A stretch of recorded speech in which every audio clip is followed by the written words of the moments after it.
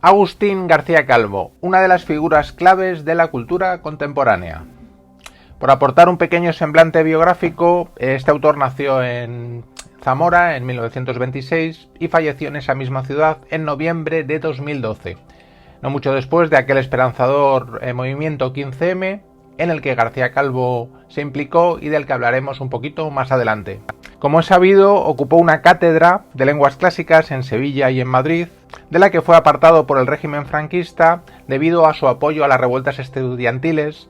Fue restituido tras la muerte del dictador en 1976. Hablamos de un autor de diversos géneros literarios, filósofo, filólogo.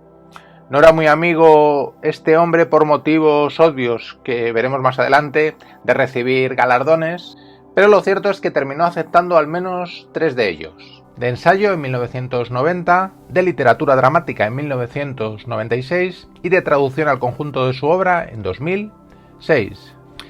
Era la de este hombre una rebeldía permanente hacia todo poder establecido.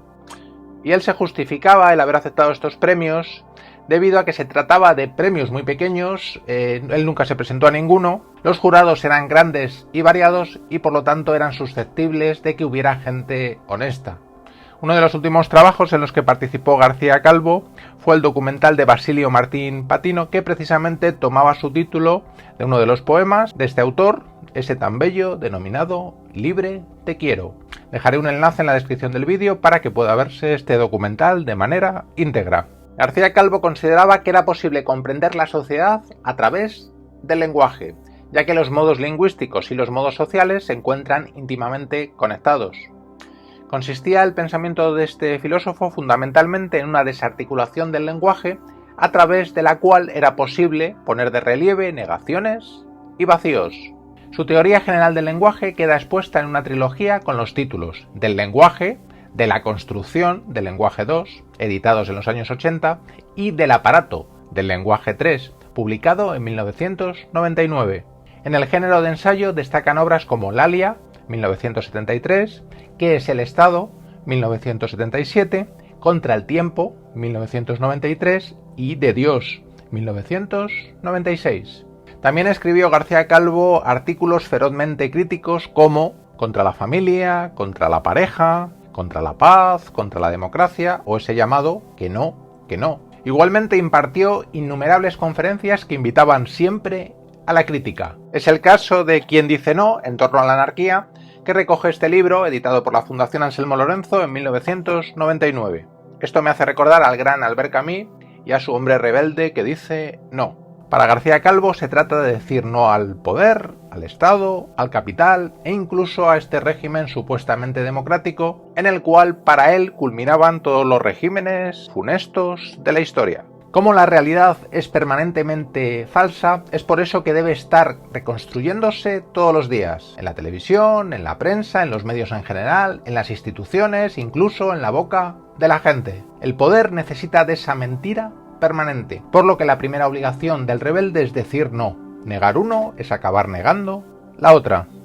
Efectivamente, la realidad no puede confundirse bajo ningún concepto con la verdad.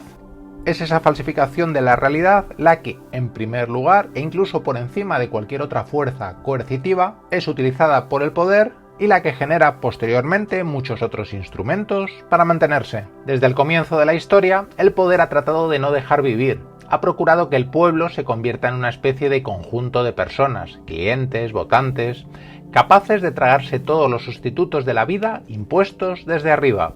Ese decir no, esa rebeldía contra el poder, nace en García Calvo de una confianza enorme en el lenguaje, en el pensamiento, en definitiva. Era García Calvo, como se estaba viendo, un hombre siempre controvertido. Se podía estar de acuerdo o no con él en ciertos aspectos, pero yo no puedo más que simpatizar con su subversión permanente de la realidad. Es cierto que la primera tarea del hombre rebelde es decir no. También que se trata de una tensión permanente hacia todo lo instituido.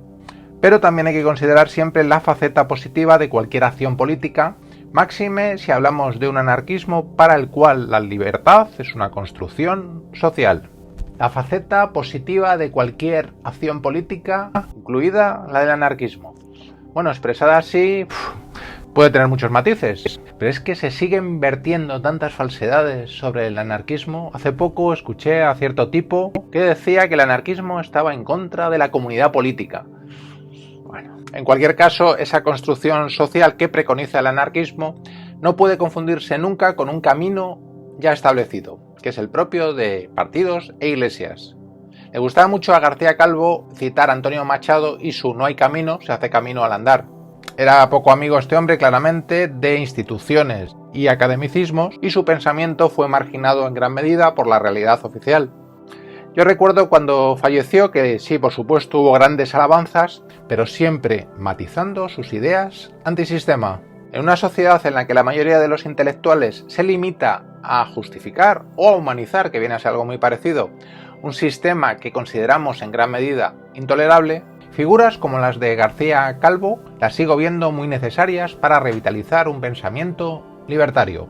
Citaremos ahora al sociólogo Christian Ferrer para recordar que no se ha descubierto hasta ahora mejor antídoto contra la sociedad de la dominación que el anarquismo.